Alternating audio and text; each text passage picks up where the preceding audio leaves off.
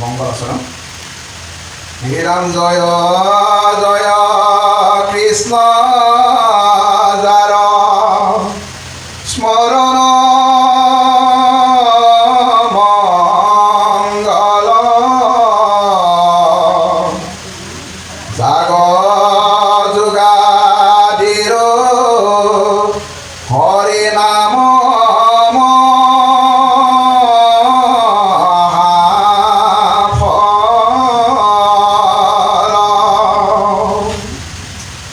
হেনয় পরমানন্দ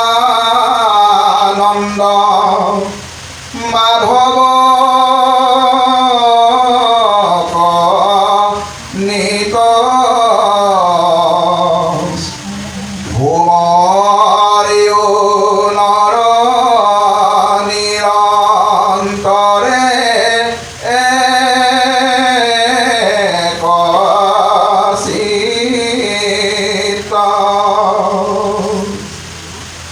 কৃষ্ণ কথা অমৃতক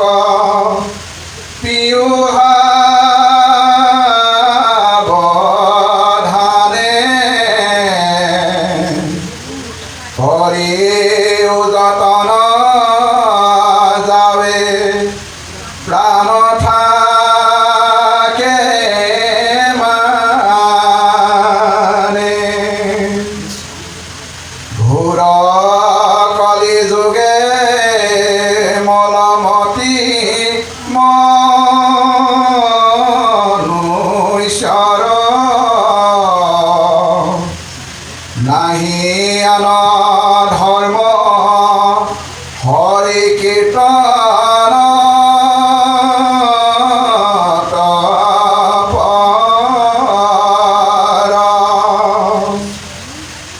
হরিরত আছে কলিকৃত যত দুখ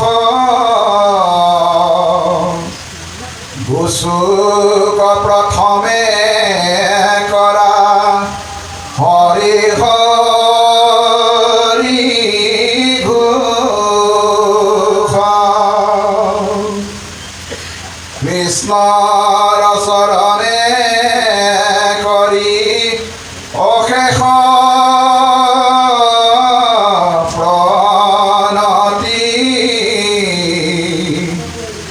অচ্যুতৰ কিংকৰ শংকৰ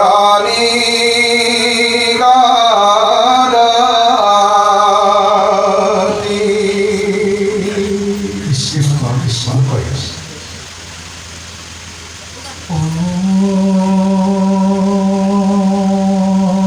জ্ঞান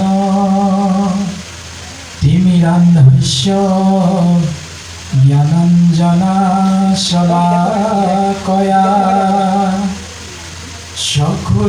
চক্ষুৰুন্মীলিতং येन তস্मै শ্ৰীগুৰুবে নমো নমঃ। শ্ৰীমন্ত শংকৰ হৰি ভকতৰ জানা যেন কল্পতৰু তাহান্ত বিনা নাই নাই নাই আমাৰ পৰম গুৰু তাহান্ত বিনা নাই নাই নাই আমাৰ পৰম গুৰু।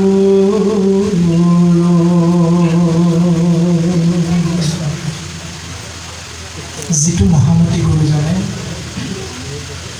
হৰি ভক্তি পন্থ উপদেশক দিয়া দুখময় সংসাৰৰ পাৰ কৰে হেনয় পৰম গুৰু ঋণ সজীৱাকৰ প্ৰতি জানা নিশ্চয় অন্যত্ৰ উপায় নাহি অঞ্জলিত পৰে জগতগুৰু পৰম গুৰু শ্ৰীমন্ত শংকৰদেৱ কৃপালু শ্ৰীমন্ত শংকৰদেৱ পৰম গুৰুজনাৰ দুখানি অভয় চৰণ কমলত সমস্ত জীৱৰ মংগলৰ অৰ্থে ভক্তিৰ সেৱা নিবেদন কৰা হৈছে।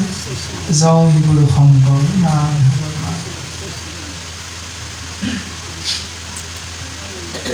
আজন্মৰ সেৱাৰ স্থলী মত্তৰ বৈকুণ্ঠ কৰি আজিৰ এই পবিত্ৰ পুণ্য ধামত উপবিষ্ট আপোনাৰ হওক সমস্ত জনা ভগৱন্ত বস্তুৰ একনিষ্ঠ শুদ্ধ সেৱক হনুমন্ত জাম্বৱন্ত বিভীষণ উদ্ধৱ মৈত্ৰেয় বিদুৰ আদি মহাভক্ত সদৃশ জ্ঞানজ্যেষ্ঠ বয়োজ্যেষ্ঠ পিতৃতুল্য দেউতাসকল ব্ৰজধামৰ গোপী সদৃশ লক্ষ্মী স্বৰূপ আই মাতৃসকল দেশৰ ভৱিষ্যত ধৰণী স্বৰূপ ভক্ত প্ৰহ্লাদ আৰু ধ্ৰুৱ সদৃশ কণ কণ মইনা আমাৰ অগ্ৰজ অনুজ যুৱক যুৱতী বন্ধু বান্ধৱী সমস্ত জনা আপোনাৰ হওক কৃপালু শ্ৰীমন্ত শংকৰদেৱ পৰম গুৰুজনাৰ একান্ত শুদ্ধ সেৱক সাধু সন্ত মহামহন্ত শ্ৰী চৈতন্যমূৰ্তি ভগত ভাগৱত নৰৰূপী নাৰায়ণ আপোনাৰ সবতে গুৰুদেৱ নাম ভকতচাৰী মহাবস্তু বিৰাজমান সমস্ত জনা আপোনাৰ হওক মহামহন্তৰ চৰণ কমলত আমি মহামূৰ্হমতীয়ে ভক্তিৰ সেৱা নিবেদন কৰা হৈছে।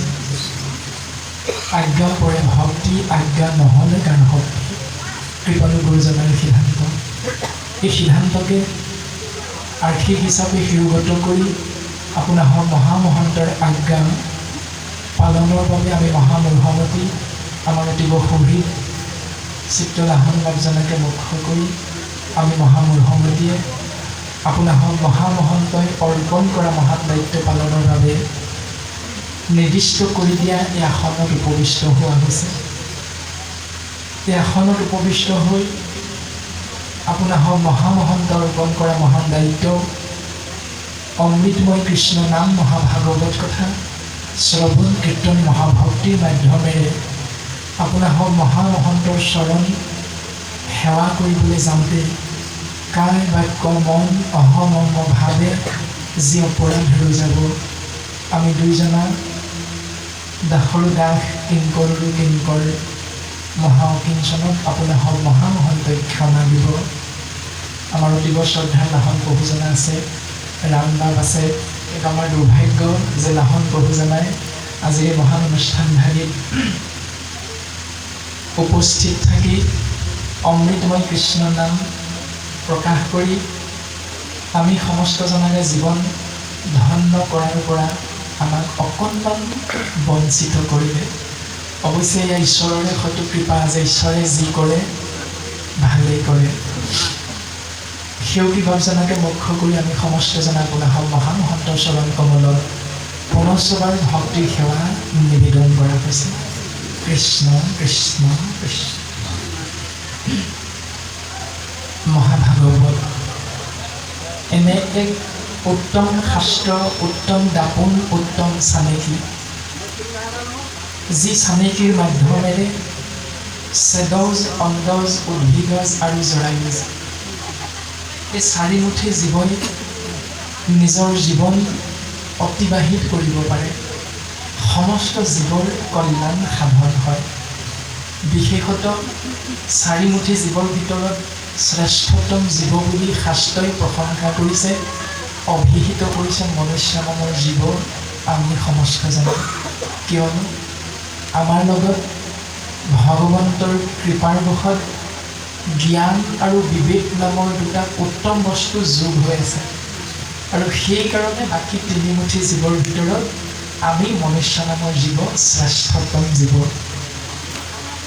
আৰু এই শ্ৰেষ্ঠতম জীৱ হিচাপে আমি সমস্তজনে জ্ঞান আৰু বিবেকেৰে চিন্তা কৰিলে স্বাভাৱিকতে আমি কম বেছি পৰিমাণে সমস্তজনে বুজি পাওঁ চাৰি বেদ 14 শাস্ত্ৰ 18 ভাগী পুৰাণ এই সমস্তৰ ভিতৰত শাস্ত্ৰৰ উত্তম হ'ল গীতা ভাগৱত, ধৰ্মৰ উত্তম হ'ল নাম, ৩৩ কোটি দেৱতাৰ ভিতৰত দেৱৰ উত্তম হ'ল দৈৱকী নন্দন চৰণে কৰোহো প্ৰণাম। এই তিনিটি উত্তম বস্তু আমাক গুৰুজন বস্তুৱে দৰ্শন কৰালে। এতিয়া সৰ্বপ্ৰথমে আমি চিন্তা কৰাটো ভাল যে শাস্ত্ৰ মানে কি। আপোনাৰ হওক মহামহন্ত, আপোনাৰ হওক সৰ্বজানতা, তথাপিতো আমি বিষয়বস্তু আওতালৈ আনিব লাগে বুলি ভাবি কথাখিনি চুই যাব বিচৰা হৈছে যে শাস্ত্ৰ মানে হ'ল শাস, ধাতু, যোগ, ক্ৰম, প্ৰত্যয় সমান শাস্ত্ৰ। অৰ্থাৎ য'ত জীৱৰ আসৰিক শক্তিবিলাকক, আসৰিক স্বভাৱবিলাকক মাতংগৰূপী এটি জীৱক সুন্দৰভাৱে সুশৃংখলিতভাৱে জীৱন অতিবাহিত কৰি সমস্ত জীৱৰ কল্যাণ হোৱাকৈ কায় বাক্য মন চিত সুদৃঢ় বিশ্বাস আশ্ৰয় কৰি ভগৱন্ত পুৰুষৰ কৃপা ধন্য হ'বৰ বাবে যি নীতি নিয়ম নীতি নিৰ্দেশনা উল্লেখ কৰা আছে, য'ত তাকেই এক অৰ্থত কোৱা হয় শাস্ত্ৰ। আৰু এই সমস্ত শাস্ত্ৰৰ ভিতৰত উত্তম হ'ল মহাভাগৱত। কিয়নো এই মহাভাগৱতৰ নিৰ্দেশনা আমি সমস্তজনাই কম বেছি পৰিমাণে বুজি পাওঁ যে ৪ ভাগী বেদ, ১৪ ভাগী শাস্ত্ৰ, ১৭ ভাগী পুৰাণ প্ৰণয়ন কৰা প্ৰণেতাজনৰ নাম হ'ল কৃষ্ণ দ্বৈপায়ন বেদব্যাস, যাৰ নাম হ'ল তিনিটা। কিয়নো তেওঁৰ জন্ম কাহিনী আমি অকণমান চুই দিয়া হৈছে যে জ্ঞানমাৰ্গীয় ঋষি পৰাশৰ আৰু তেৰাই যমুনা নদীখন ইপাৰৰ পৰা সিপাৰ হ'বলৈ চিন্তা কৰোঁতে যমুনা নদীৰ তীৰত উপস্থিত হওঁতে সেই যমুনা নদীত ইপাৰ সিপাৰ কৰি দিবৰ বাবে এখনি নাৱত ঘাটৈ হিচাপে অৱস্থান কৰি আছিল মৎস্যগন্ধা নামৰ এগৰাকী কন্যাই, যিগৰাকী কন্যাৰ শৰীৰৰ পৰা কেৱল মাছৰ গোন্ধ নিৰ্গত হয়। কিন্তু তেওঁ ইমানেই দীপলিপ আছিল যাৰ বাবে পৰাশৰ মুনিয়েও সেই দীপলিপ কন্যাৰ প্ৰেমত পৰিব লগা হয়। আৰু প্ৰেমত পৰি তেৰাই সেই দীপলিপ কন্যাগৰাকীক মৎস্য গোন্ধটো যোগাবলৈ আঁতৰ কৰি তেৰাৰ শৰীৰত এটি সুগন্ধ যুক্ত কৰি দিলে, যাৰ বাবে মৎস্যগন্ধাৰ অন্য এটি নাম হ'ল যোজনগন্ধা।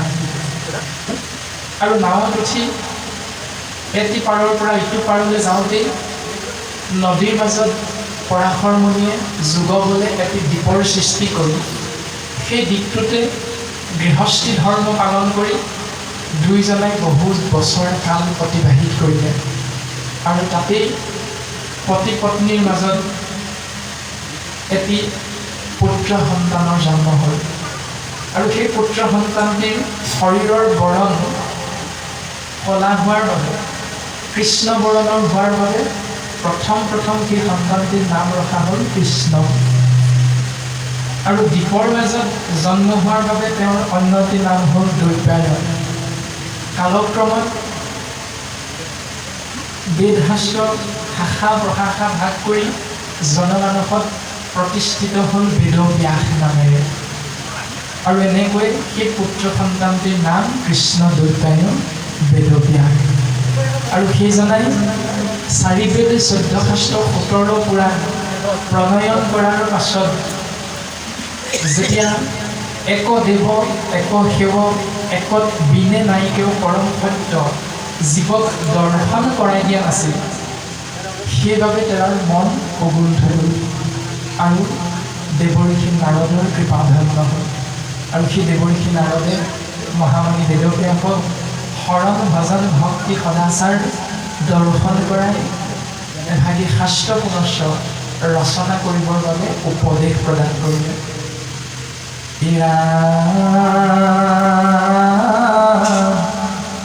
মোৰৈ উপদেশে কৰা ভাগৱত শাস্ত্ৰ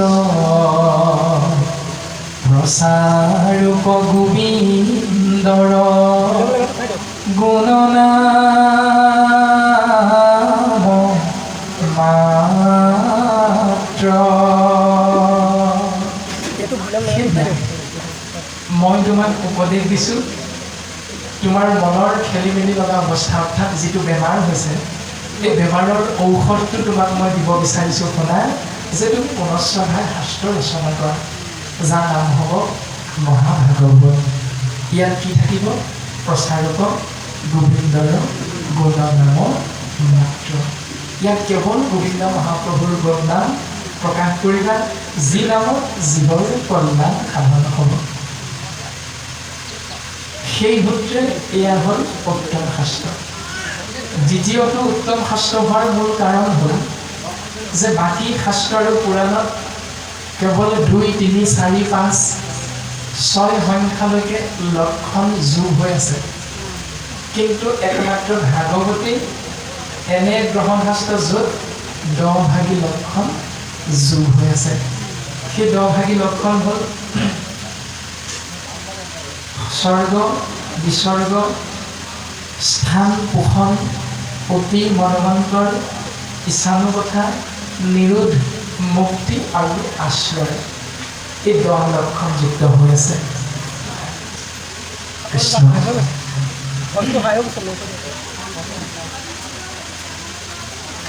3 নম্বৰতে মহাভাগৱত শাস্ত্ৰ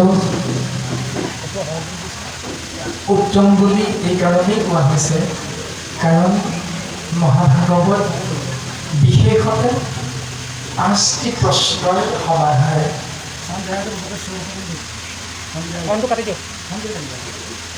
কৃষ্ণ। সেই 5 ভাগী প্ৰশ্ন হৈছে, 1 নম্বৰতে জীৱৰ কল্যাণ সাধিত হয় ক'ত? উৰণ বুৰণ গজন ভ্ৰমণ, এই 4মুঠি জীৱৰ কল্যাণ কেনেকৈ সাধন হয়? এই প্ৰশ্নৰ উত্তৰ মহাভাগৱতে দিছে।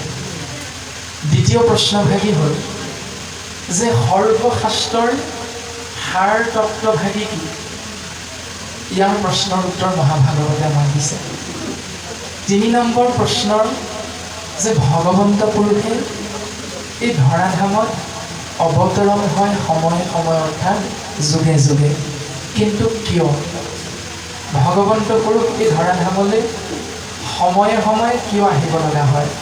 তাৰ কাৰণ ভাগৱতে আমাক সুন্দৰভাৱে জানিবলৈ দিছে। 4 নম্বৰতে যে ভগৱন্ত পুৰুষে ধৰাধামলৈ আহে, গুৰুজন বস্তুৱে চিনাকি কৰি দিছে। 24 অৱতাৰ 24 বাৰ আহিছে। শংকৰ গুৰুজনে এনেকৈ কৈছে, তেওঁৰ প্ৰবন্ধ শিষ্য মাধৱ গুৰুজনে কৈছে 10 অৱতাৰৰ বিষয়ে। কিন্তু আমাৰ ভাৱনা গুৰুজনাৰ সিদ্ধান্ত মৰ্মে এই যে 24 বাৰ সময়ে সময়ে ভগৱন্ত পুৰুষ অৱতৰণ হয়, কিন্তু অৱতৰণ হয় প্ৰত্যেকবাৰ অৱতাৰ ধাৰণ কৰোঁতে প্ৰত্যেকবাৰতে ভগৱন্ত পুৰুষে জীৱক কেনেধৰণে কৃপা কৰে, তেওঁ লীলা চৰিত্ৰৰ বিষয়বস্তু ভাগৱতে আমাক জানিবলৈ দিছে। 5 নম্বৰতে সিদ্ধান্ত দিছে যে ভগৱন্ত পুৰুষে অৱতাৰ সম্বৰণ কৰি পুনশ্চ যেতিয়া স্বধাম বৈকুণ্ঠলৈ গুচি যায়, তেতিয়া ধৰ্ম নামৰ বস্তুটোৱে কাৰ আশ্ৰয় গ্ৰহণ কৰে? এই প্ৰশ্নৰো উত্তৰ ভাগৱতে আমাক জানিবলৈ দিছে। মূলতঃ এই 5 ভাগী প্ৰশ্নৰ সমাহাৰেই হ'ল মহাভাগৱত। এই 3টি বিশেষ কাৰণতে 4 বেদ 14 শাস্ত্ৰ 18 পুৰাণৰ ভিতৰত মহাভাগৱতক শ্ৰেষ্ঠ বুলি সিদ্ধান্ত দিছে। আৰু এই উত্তম শাস্ত্ৰ, শ্ৰেষ্ঠতম শাস্ত্ৰ মহাভাগৱত আৰম্ভ হৈছে পৰীক্ষিত নামৰ এটি জীৱ আত্মাই কৰা এটি ভুল কৰ্মৰ বাবে।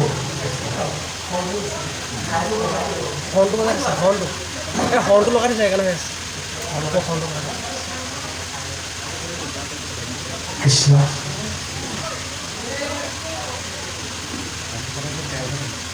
পৰীক্ষিত নামৰ এটি জীৱ আত্মাই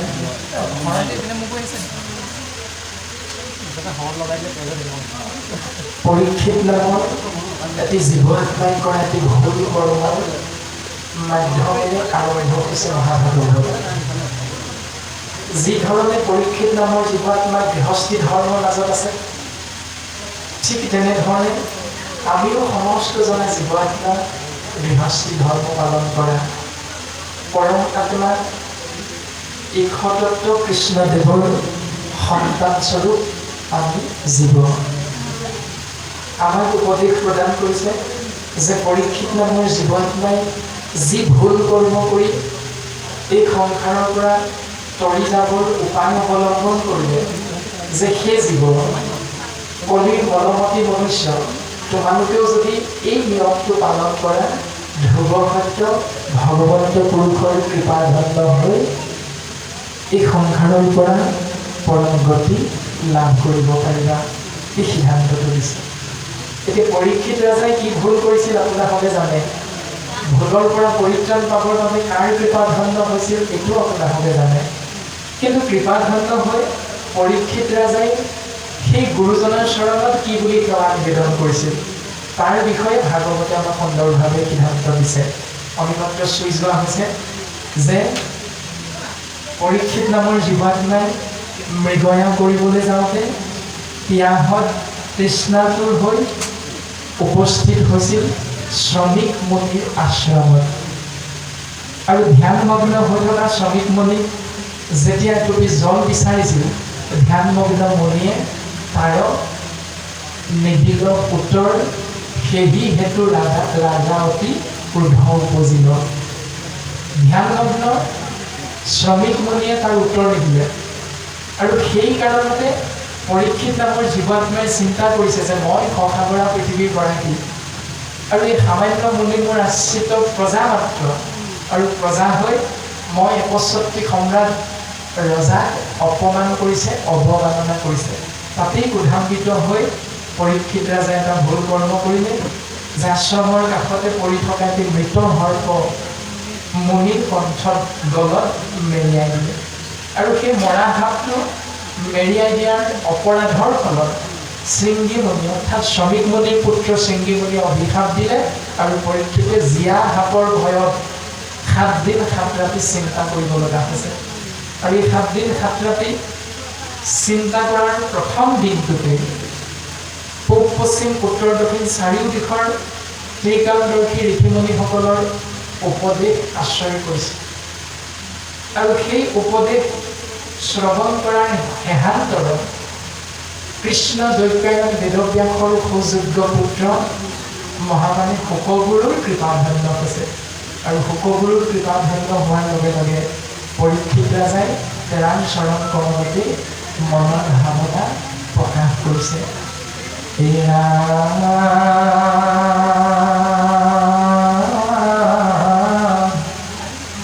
দেৱৰো দুৰ্লভ তজু দলখন অন্তকালে পালো আমি, আন হেতু নাই কৃষ্ণৰে কৃপা, কিনো ভৃত প্ৰিয় স্বামী। হে ৰামে তোমাৰ চৰণে মৰণ সময়ে পশুহু প্ৰভু সাম্প্ৰত, মৃয়মানৰে সদায় কি কৰ্ম কৰিবে ইটো লোকতে। হে গুৰুদেৱ, মই বুজি পাইছোঁ যে ভগৱন্ত ঈশ্বৰ কৃষ্ণ স্বামী মোৰ প্ৰতি সবল হৈছে।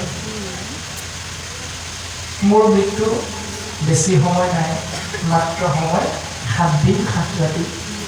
কিন্তু প্ৰাক মুহূৰ্তত যে তোমাৰ নিচিনা দেৱৰো দুৰ্লভ, যাক দেৱতায়ো দৰ্শন পাব নোৱাৰে, তেনেহেন ত্ৰিকালদৰ্শী আপুনি সেই শুকগুৰু মই দৰ্শন পালোঁ। এয়া ভগৱন্তৰ কৃপা। মই জানিব বিচাৰিছোঁ যে এটি ম্ৰিয়মান জীৱই সদায় এই মায়াময় সংসাৰখনৰ প্ৰকৃতাৰ্থত কি কৰ্ম কৰিলে কল্যাণ সাধন হয় মোক জনাব লাগে আৰু মই সেই পথ আশ্ৰয় কৰিব বিচাৰিছোঁ। এইবুলি শুকগুৰুৰ চৰণ কমলত পৰীক্ষিত নামৰ জীৱত মই ক্ষমা নিবেদন কৰিছোঁ। এইৰামে কাহাক শুনিবে কাহাক জপিবে কাহাক স্মৰিবে নৰে ভজিবাক জুইগ কোননো দেৱতা কহিও মোক সত্তৰে শ্ৰৱণ কীৰ্তন স্মৰণ যোগ্য নহি যত যত কথা তুমি হি পৰম গুৰু মহামানী কহিব মোক সৰ্বথা। সেই মহামানী গুৰু তুমি আমাক জনাই দিব লাগে, চিনাকি কৰি দিব লাগে, দৰ্শন কৰাই দিব লাগে যে এই শোকসন্তপ্ত জীৱই ম্ৰিয়মান নৰে কি শুনিব লাগে, কাক ভাবিব লাগে, কাক চিন্তা কৰিব লাগে, কাক স্মৰণ কৰিব লাগে, সেই পৰম ইষ্ট দেৱজনক চিনাকি কৰি দিয়া।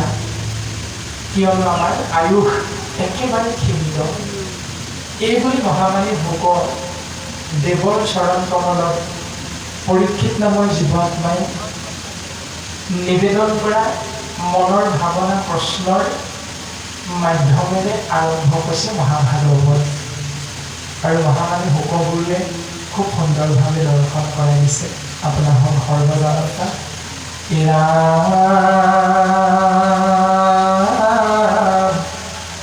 সমস্তে শাস্ত্ৰৰ মত বেদ বেদান্তৰ তত্ত্ব কৃষ্ণে হে পৰম ইষ্ট দেৱ পূজৈ যাক ব্ৰহ্মা হৰে কোননো পামৰণৰে তাংক আশী নকৰিবে হে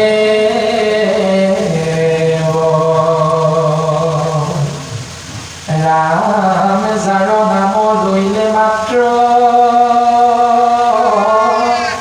যজ্ঞ কৰিবাৰ পাত্ৰ হৈয়াতি মহা মেষ অন্ত্য জাতি নভজিয়া হেন দেৱ আনকে হে কৰি হেৱ সিজন জানা আত্ৰেম ঘাটি।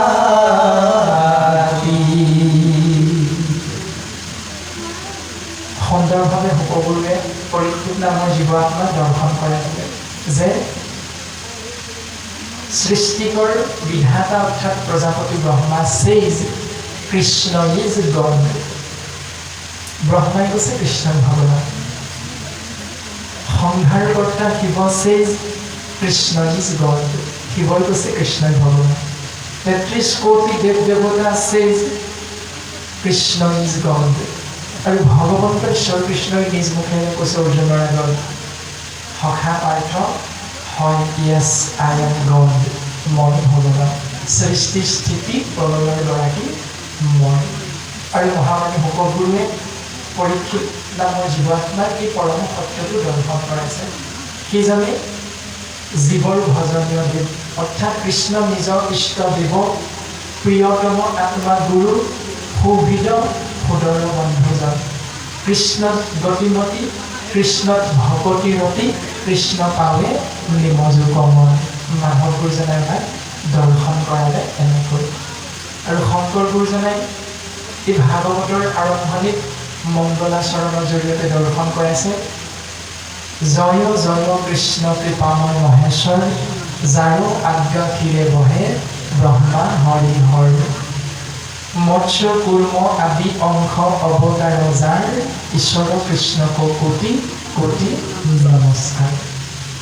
এয়াই হ'ল ভাগৱতৰ আৰম্ভণি। মণ্ডলাচৰণৰ জৰিয়তে পৰীক্ষিত নামৰ জীৱাত্মাৰ মহামানী সকলোৰে দিয়া উপদেশক কৃপালু শ্ৰীমন্ত শংকৰদেৱ গুৰুজনা তেৰা প্ৰপন্ন শিষ্য ব্ৰহ্মাণ্ড মহাপুৰুষ মাধৱদেৱ দুজনা গুৰুৱে আমাৰ সুন্দৰভাৱে কীৰ্তন দশম ঘোষা ৰত্নাৱলী ভাগৱত গীতা আদিৰ মাধ্যমেৰে জীৱক সুন্দৰভাৱে এই সংসাৰৰ পৰা তৰি যাবৰ বাবে ভজনীয় তত্ত্ব এক দেৱ এক সেৱ এক দিনে নাই কেৱ এই পৰম সত্যটো আমাক অনুধাৱন কৰিছে। আৰু আমি কেনেকৈ শুনিম, কিয় শুনিম আদি প্ৰত্যেক প্ৰশ্নৰ উত্তৰ আমাক ভাগৱতে এনেকৈ দিছে। এয়া শুনা সভাসদ পদ মহাভাগৱত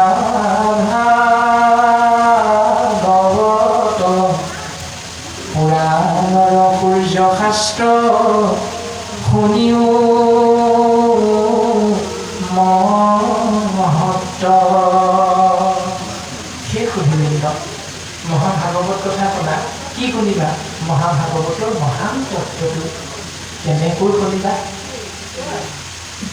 প্ৰশ্নটো আমাৰ মনলৈ আহিয়ে গ'ল, কেনেকৈ শুনিবা বোলে, কিয় শুনিবা? এইভাগী প্ৰশ্ন আহি গ'ল মনলৈ। শুনিলেতো লাভ কি হ'ব, এইটো প্ৰশ্ন আহি গ'ল মনলৈ। বোলে নুশুনিলেতো লোকচান কি হ'ব? এই ভাৱনাবিলাক স্বাভাৱিকতে আমাৰ মনৰ মাজলৈ আহি যায়। আৰু ভাগৱতে উত্তৰ দিছে কেনেকৈ শুনিলা। এইৰাম হুয়া এক শৰণ যিজনে শুনৈ আক। এক শৰণীয়া হৈ যিজনে ভাগৱত কথা শুনিব, উত্তম শাস্ত্ৰ কৃষ্ণ নাম, লাভ কি হ'ব?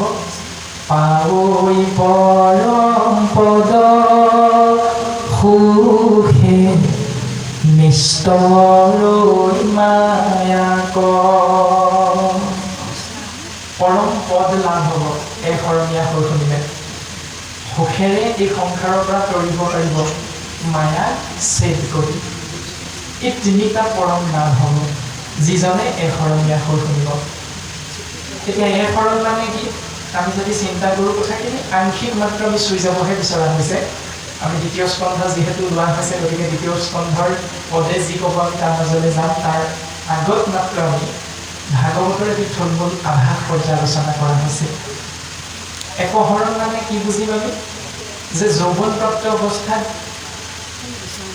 এগৰাকী কন্যা বা এজন যুৱকে মনে মনে পিতৃ মাতৃ বা ওচৰ চুবুৰীয়াই নজনাকৈ 5গৰাকীমান কন্যাক ভাল পাই থাকিবও পাৰে। এগৰাকী কন্যাই 10জনমান যুৱকক মনে মনে ভাল পাই থাকিবও পাৰে, পিতৃ মাতৃয়ে নাজানিবও পাৰে।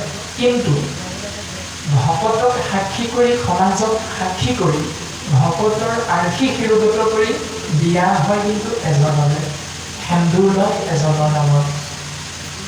আৰু বাপজনেও এগৰাকী কন্যাকে ধৰ্মপত্নী হিচাপে আশ্ৰয় কৰি গৃহস্থী ধৰ্ম আৰম্ভ কৰে।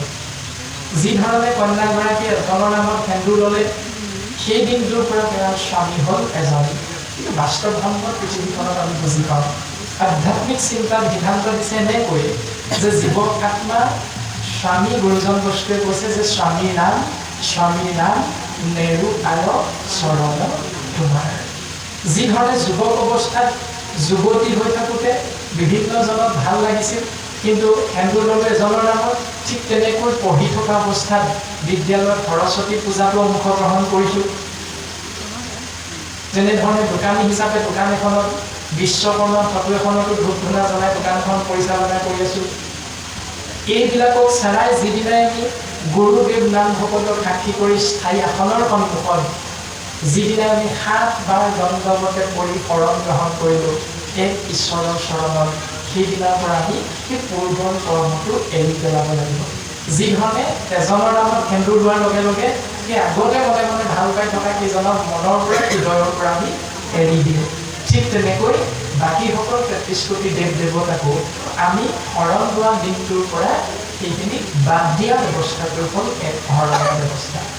আৰু এনেকৈ ভূঞা এক শৰণ যিজনে শুনো এক শৰণীয়াকৈ যিজনে শুনিব লাভ হ'ব যথেষ্ট কি লাভ পাৱৈ পৰম পদ সুখে নিষ্ঠৰ নাই হ'ব প্ৰকৃতি পুৰুষ দুয়ো হৈব একমতি তেহে সিজিব দাইল আলু গুটি আপোনালোকে জানে এইটো আমাৰ সাংসাৰিক জীৱৰ এইটোৱে নিয়ম প্ৰকৃতি মানে স্বাভাৱিকতে আমাৰ আইগৰাকীৰ কথাই কোৱা হয় পুৰুষ মানে লাভজনৰ কথালৈকে মনলৈ আহে এইটো আমাৰ সাংসাৰিক দৃষ্টি যি ধৰণে এগৰাকী কন্যাক বিয়া পতাৰ লগে লগে গৃহস্থী ধৰ্মত সোমালো প্ৰকৃতি আৰু পুৰুষ লাভজন আৰু আইগৰাকীৰ মনৰ ভাৱনা যেতিয়া এক হৈ যাব সংসাৰখন সুন্দৰভাৱে চলি থাকিব যিদিনাই আগতে মনে মনে ভাল পোৱা কেইগৰাকীলৈ ফোন কৰিব বাপজনে ধৰা পৰাৰ লগে লগে সংসাৰখন খেলি মেলি হ'ব এইটোৱে হ'ল দ্বিহৰণ ত্ৰিহৰণৰ ব্যৱস্থা আগৰ কেইজনক যদি মনত পেলাই থাকো মনে মনে ফোন কৰোঁ আইগৰাকীয়েও যদি সেই ব্যৱস্থাটো পালন কৰি থাকে দাইল আলুগুটি নিসিজায় আৰু সংসাৰ খেলি মেলি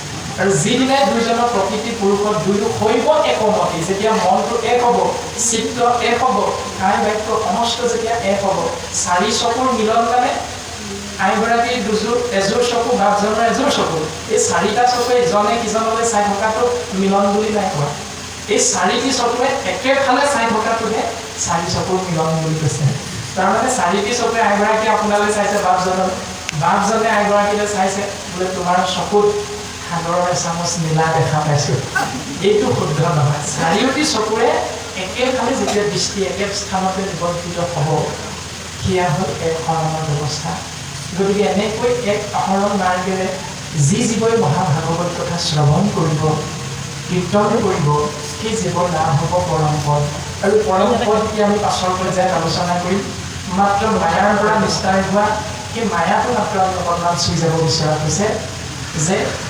মাধৱ গুৰুজনে নামঘোষা শাস্ত্ৰত দৰ্শন কৰাইছে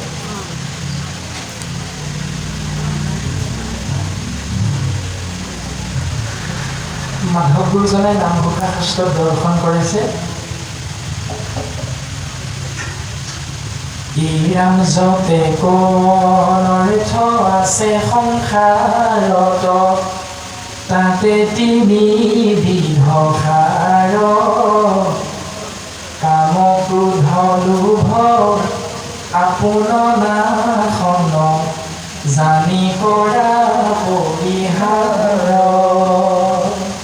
এই সংসাৰখনত এটি জীৱ অধঃপতনে যোৱা অধোগতি যাব লগা মূল কাৰণ তিনিটা কামনা বাসনা ক্ৰোধ বা অহংকাৰ বা খন লোভ আৰু মোহ এই তিনিটাই হ'ল মূল কাৰণ এতিয়া পৰীক্ষিত নামৰ জীৱাত্মা কোনটোত পৰি আছে ক্ৰোধত পৰি আছে পৰীক্ষিতে শ্ৰমিক মুনিক জল বিচাৰিছিল কাৰণ তাৰ তৃষ্ণাটো ধ্যানমগ্ন মুনি তাৰ উত্তৰ নিদিল এহি হেতু ৰাজাতি ক্ৰোধ উপজিল সেইকাৰণে পৰীক্ষিত নামৰ জীৱৰ খং উঠিল অৰ্থাৎ মাধৱ গুৰুজনাই দৰ্শন কৰি তিনিটিৰ ভিতৰত পৰীক্ষিত এটা সোমাই আছে কোনটোত ক্ৰোধ অৰ্থাৎ খং বা অহংকাৰৰ মাজত অৱস্থান কৰি থকাৰ বাবে পৰীক্ষিত নামৰ জীৱাত্মাৰ পতন নিশ্চিত হৈছিল কিন্তু সেই পতন নিশ্চিত হোৱা ব্যৱস্থাটোৰ পৰা উদ্ধাৰ কৰিলে কোনে মাধৱ গুৰুজনাই দৰ্শন কৰে আমাক সুন্দৰভাৱে